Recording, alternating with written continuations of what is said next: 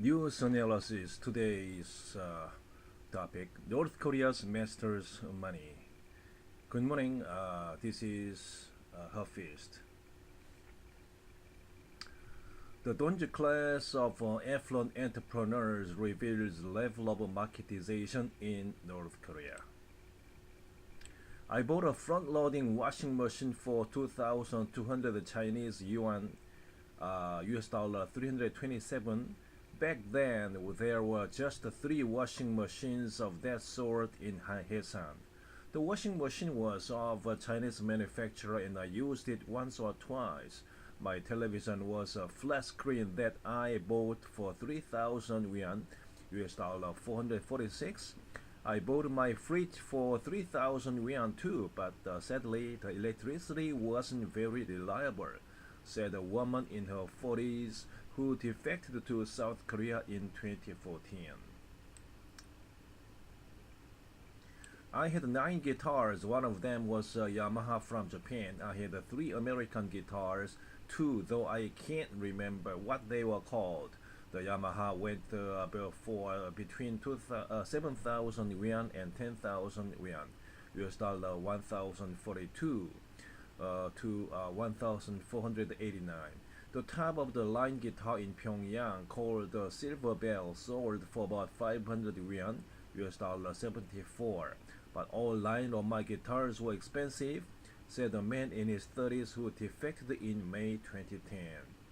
These are the testimonies of people who, while they lived in North Korea, were members of the entrepreneurial class known as Donju, literally masters of money, installing pricey electronic gadgets when the power supply is spotty and collecting high-end musical instruments that are too fancy to actually play seem reminiscent of nouveau riche characters in soap operas. So today's topic is talking about the most updated the economic situation of North Korea. That there are some classes in North Korea too who can afford to buy expensive consumer goods, meaning the economy of North Korea might not be too bad, although most recently being pressured by sanctions from the United Nations, led by, of course, the America. A researcher of North Korea who has conducted detailed interviews with Donju who have defected since 2010 describes their spending habits as conspicuous consumption. The conclusion is that North Korea is also witnessing the appearance of a peculiar class of wealthy individuals who regard luxury as a way of setting themselves apart from others. So meaning there appears differences in North Korean society too, which is common in the most of the market economy countries. North Korea's money masters who carry around 3 or 4 cellular phones or sip on coffee in hotels, favor imported cosmetics and live in and own it apartments are a sign that marketization in the North has proceeded far enough to create an affluent class. An article describing their lives that ran in the Washington Post in May 2016 said that North Korea has its own well-heeled one percenters who inhabit a parallel world referred to as a Pyongyang, a neologism that merges Manhattan with Pyongyang. Mhm. So this there's a new word vocabulary developed. The merging Manhattan of New York and the capital city of North Korea, Pyongyang. So as we see sometimes through television or the YouTube, the apparently the street of the North Korean capital Pyongyang is quite being improved. Although the software inside is another matter.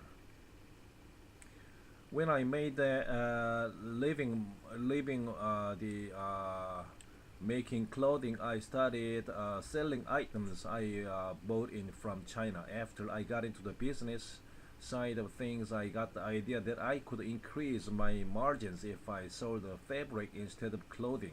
So I imported the fabric from China and sold it wholesale to the merchants, said a woman in her 60s who defected in January 2011. So this is a picture of showing the inside a hotel room in North Korea. A combo meal of hamburger and fries in a popular Pyongyang restaurants in June 2018. So it is about 9 months ago. Western food and coffee is popular among Pyongyang's wealthy class. This reminds of my own experience that when I started to live in Czechoslovakia, one of the East European countries in the early 1990s. At first, there was nothing like hamburger in the picture here, but very soon something similar appeared, and they say it was imported from Russia, Soviet Union at that time. Of course, the Soviet Union collapsed one day earlier in 1989. And here in the picture, I see similar phenomenon in North Korea. Wealthy merchants in the 90s, euphemistically known as the arduous rationing system, collapsed, and even the state-run stores closed their doors. Former market known as Jangmadang to buy daily necessities. Here, Jangmadang means the in Korean word uh, market site. So this is official term in North Korea, which means market, where individuals can buy and sell daily necessities.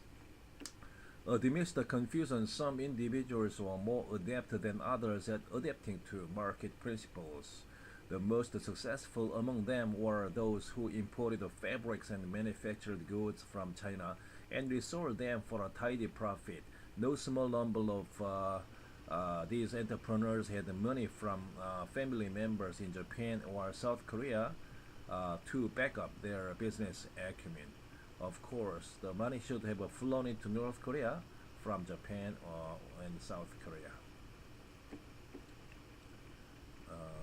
As the markets grew in size, the roles of the donjo diversified along with them. Some became retailers connecting the capital of Pyongyang with the provinces, while others entered the transportation business, driving private taxis or operating the service cars that function as buses in the north. So here says the private taxis are also appearing in North Korea, and of course the some millions of the cell phone users in North Korea nowadays. I hear that some Egyptian the telecommunication company they started the cell phone business in North Korea. There were even exporters eager to bring in foreign currency, and private lenders intent on keeping the money flowing. More recently, North Korea is seeing corporate donju who hire employees and have donjo middle managers reporting to them. So this is like enterprise or the corporations.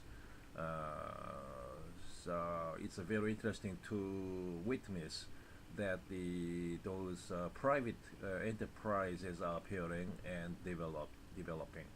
In effect, the donjo roles have taken on specialties that parallel the basic functions necessary to keep the market running, including production, distribution, consumption, trade, employment, and finance.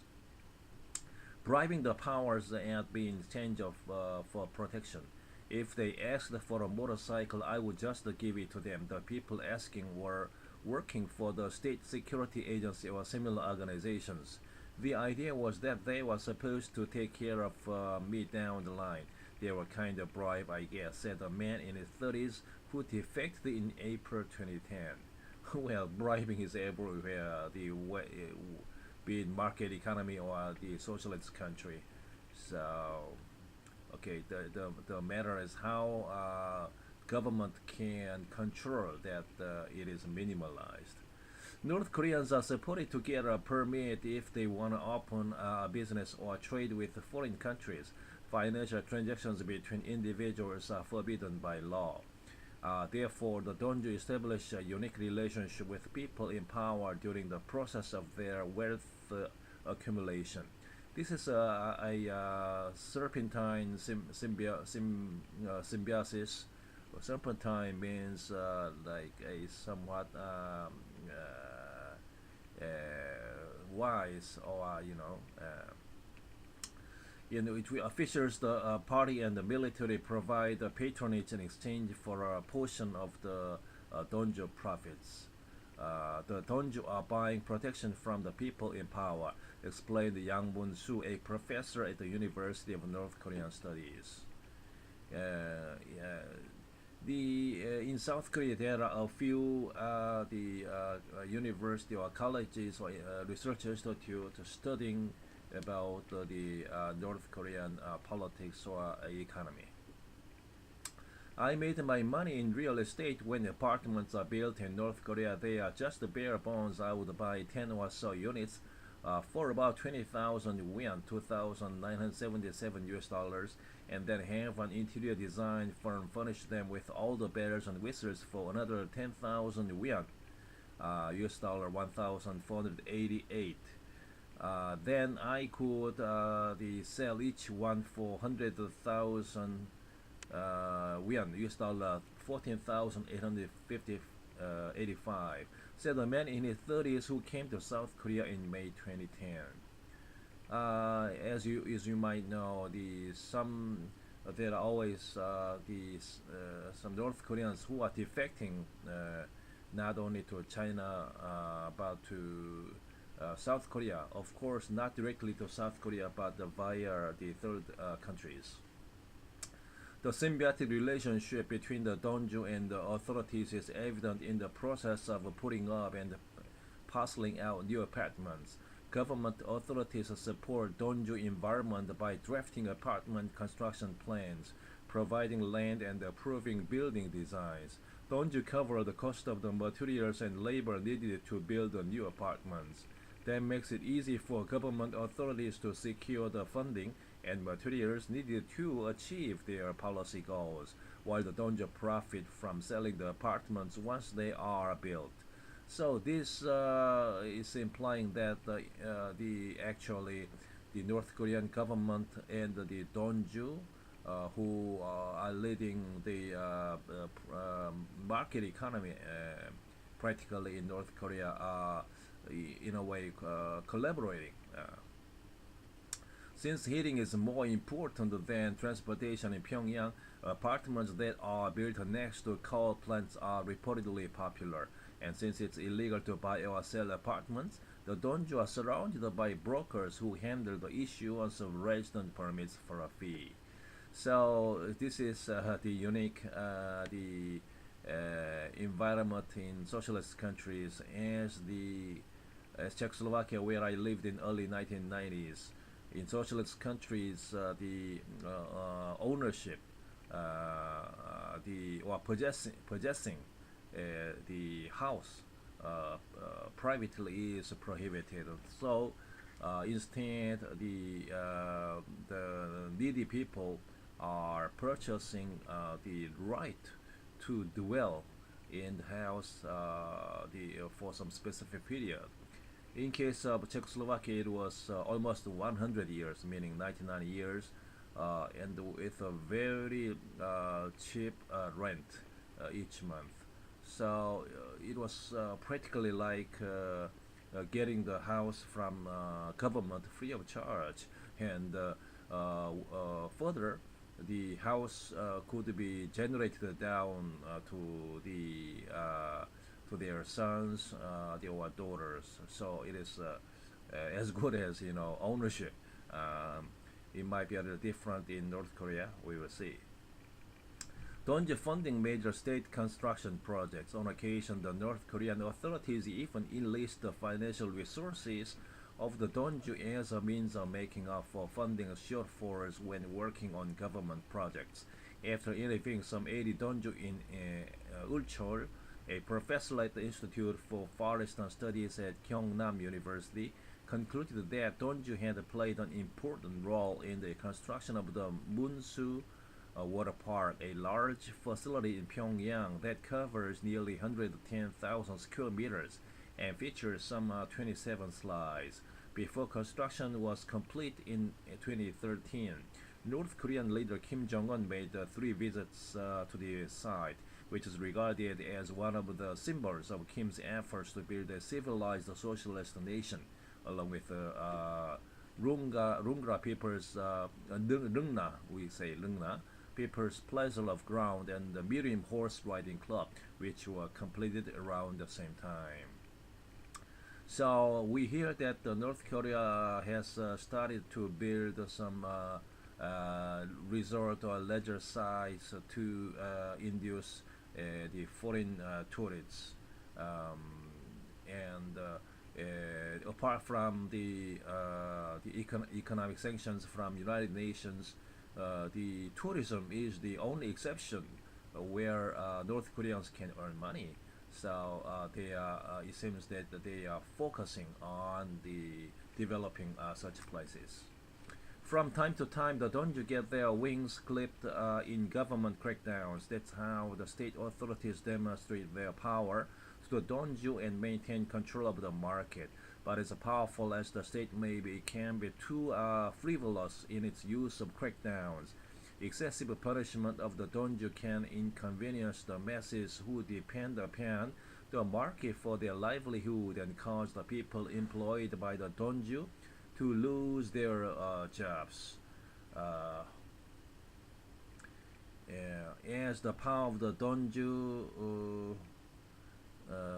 gradually increase, researchers on North Korea say a complicated dynamic is forming between the Donju and the apparatus of the state. In the past, the children of party leaders were regarded as the best marriage partners, but these days it's the children of Donju, said a woman in her 50s who defected in April 2010. So as we see here, gradually money is becoming more powerful than the communist organization. Somewhat different in China. The Chinese Communist Party is trying to control the economy. Just now, I heard on news that President Xi Jinping's app, if people download and install that app, the people are periodically supposed to see what the presidency is talking about. So it's like somewhat not the same, but similar to the all the previous kind of forced education or training to the people. Well, okay, so it's quite interesting to compare situation in China and North Korea. The rise of the Donju indicates that economic wealth has become established as a value to envy in North Korea. In effect, the money is functioning as a driver of status and class mobility. The Donju are amassing their power by colluding with authorities above them and by dominating the markets below them. The growth of the Donju touches on the formation of a middle class in North Korea. Their collective choices will have an impact on the North's future, Yang Mun-soo said. Okay, so this was today's the article topic I talked about. The obviously the market economy is growing also in North Korea, and the up to most recently there was not good result in between United States and North Korea about the negotiation of nuclear weapon matter, but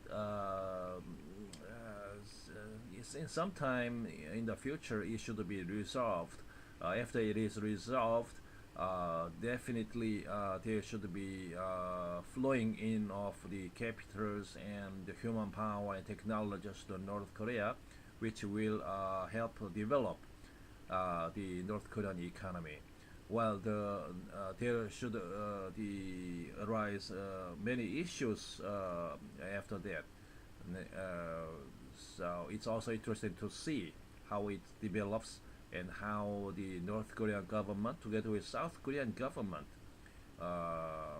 the they can if they can efficiently control the situation while maintaining good the relations with foreign investors. So this is all for today. See you tomorrow. Thank you.